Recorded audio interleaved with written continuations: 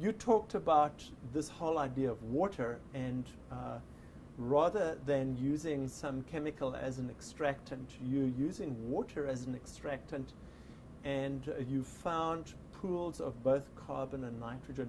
First of all, give us a little bit of the understanding of where you got those ideas, where that started. Was that with the Russians as well? It you know, it's hard to put a finger on one thing. Yes. Because there were so many things that impacted decision making and understanding. It just these epiphanies from time to time. Yeah. And it literally hit me one day a few years ago, and I was in the shower, and I was thinking, I guess I do my best work in the shower, but yes, I was thinking, water. It rains water. Right, right. Why are we not? That's the natural system. Yes. It doesn't rain 2 molar KCl. Yes. It doesn't rain 1 molar KCl. Okay. That's nature doesn't do that. Got it. And so these are the things that hit me. And it's like, well, if it rains water, then why are we not using water as an extract and looking at the food? The microbes are pulsing in this drying and rewetting thing. Why? Yes. Well, because there's food.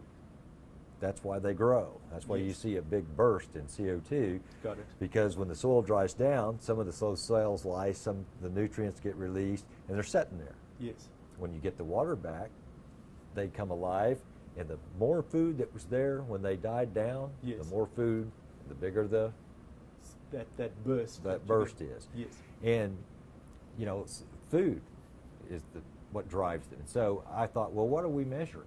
When we do a soil C to N ratio, we physically measure soil. Yes. In a CN analyzer, and that comes back as percent carbon or percent nitrogen.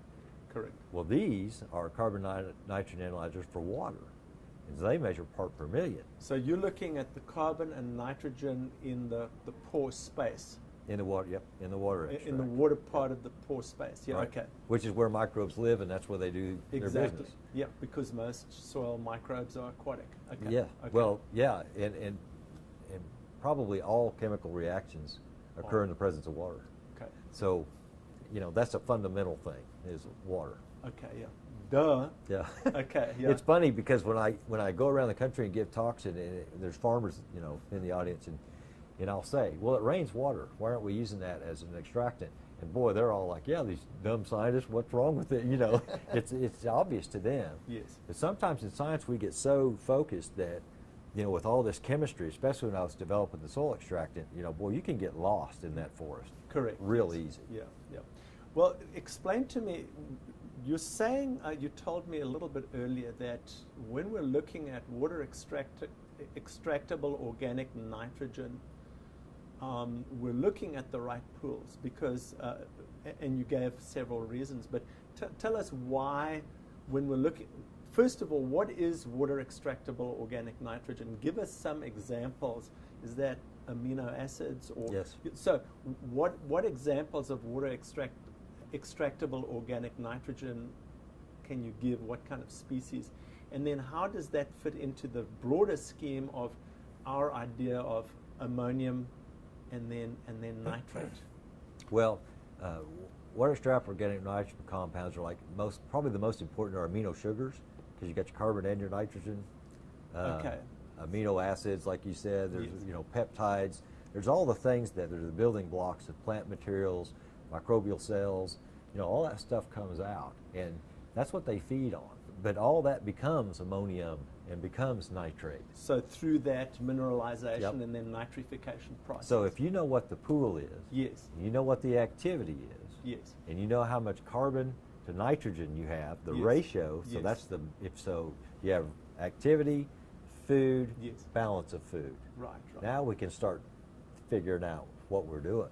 Okay. But if you're just going to measure nitrate nitrogen, that's a snapshot in a small moment of time. That's right. But if we're looking at the pools that are available, so if you have a very fertile soil, and the other thing that we look at is when we send out results, we show your inorganic N versus your organic N. Correct. Yes. That's a really important relationship. Okay.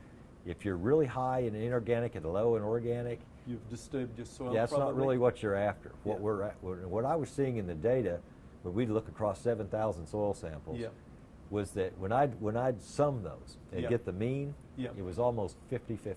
Yes. And that was another one. It's like nature's trying to balance this system. Okay. So inorganic N is going to be your ammonium and nitrate. Yep. But we can't measure water extractable organic nitrogen directly. Right. We have to measure total nitrogen on the carbon nitrogen analyzer and subtract the inorganic off from the same sample. Got it. So we don't use different samples. Got we use it, the okay. same sample. That's how we arrive at I that. understand. Okay. So the calibration of the machines is really important, because if you get off, yes. you're going to mess those pools up. Okay. But we have lots of checks that help us see if the machines are operating like they do. Should. Right. All right. Now, I'm assuming that the water extractable organic carbon, if those are the sort of the glycoproteins and the sugar proteins and that kind of stuff, that's also the pool of organic carbon. Is that correct? Yep. And microbes are after carbon. This is really important.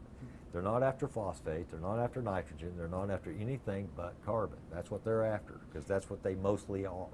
And that's their energy source, It right? is their energy or source. their energy currency, if you will. And I'm glad you said that, because I wanted to point out that my biggest problem with one-day CO2 back when I was in graduate school Yes. is we could not predict nitrogen immobilization.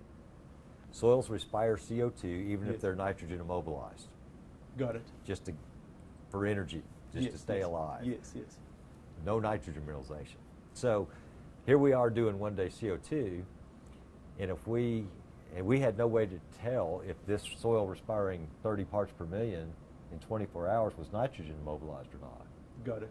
Because we can't be saying you're going to get this much N mineralization out of this soil when it's nitrogen immobilized. Okay. So that's why the C to N ratio was so important, because that's my catch.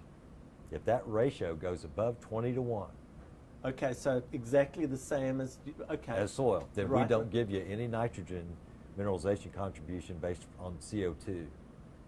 I understand. So that's a safety catch. Okay, and that also then goes into your nitrogen prediction equation? Yes. Okay. Right. So there's several calculations we do, but that one is probably the biggest one for nitrogen mineralization. There's another one that's smaller, Yes. but that's the most important one. And so if your soil's out of balance, Yes. carbon to nitrogen, then we're not going to, that's how we correct for soils that aren't in that good a shape. Okay. And then my understanding also then would be that the larger sort of the sugar proteins, the glycoproteins, things like that, are going to be less mobile and less volatile than Correct. something like ammonium or nitrate. Right. Nitrate's going to go where the Yep. water goes. Ammonium's going to sit on the clay particles or Right. negative particles. But these other ones are essentially the pool from which those two species come from. Yes, that's what I believe. That's okay. It was there, but you've just articulated it for me. So Well, we started looking at relationships between one-day CO2, Yes. water extractable organic carbon, water extractable organic nitrogen. yes, Then we'd look at organic matter. We weren't seeing these nice tight relationships between microbial activity and organic matter. yes, But we were seeing these nice tight relationships between water extractable organic carbon and microbial activity and water extractable organic nitrogen and microbial activity. Okay. So that's the food. Okay. That's how we realized that's the food. right. So because that's a good question. Why is while it's really always good to have the soil test labs analyze for organic matter, why is organic matter not enough? What's missing in that basic calculation? Well, it's scale mostly. Organic matter, well, there's a couple of things. There's lots of different methods to get at organic matter. And when you got a bunch of different methods to try to measure the same thing, we get into You get into some part- issues. Yep. And that's fine. I still think it's a good measurement. We don't do it because Correct. I don't care.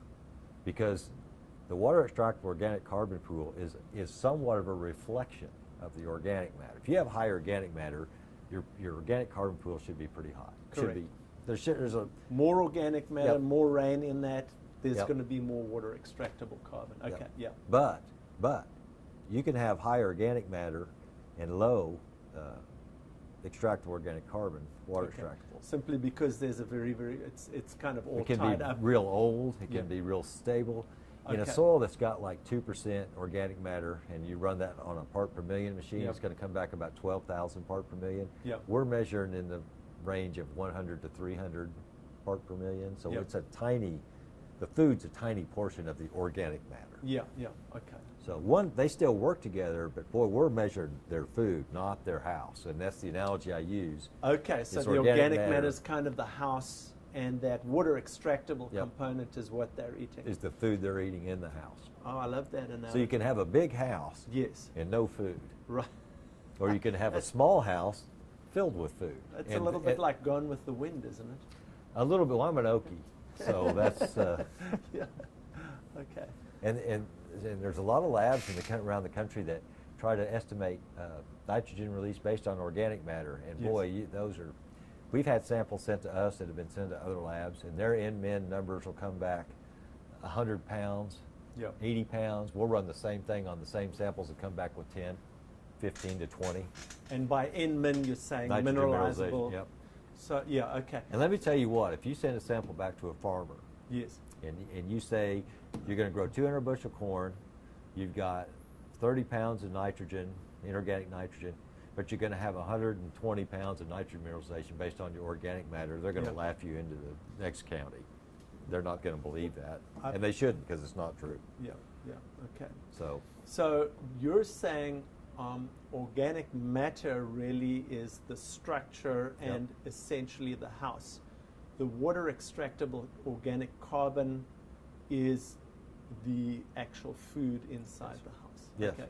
That's a fantastic analogy. well, I that's really what the like it. microbes are acting upon. They're Correct. not acting upon organic matter. They're acting Right. on water-soluble organic carbon and organic nitrogen. That's what we're measuring.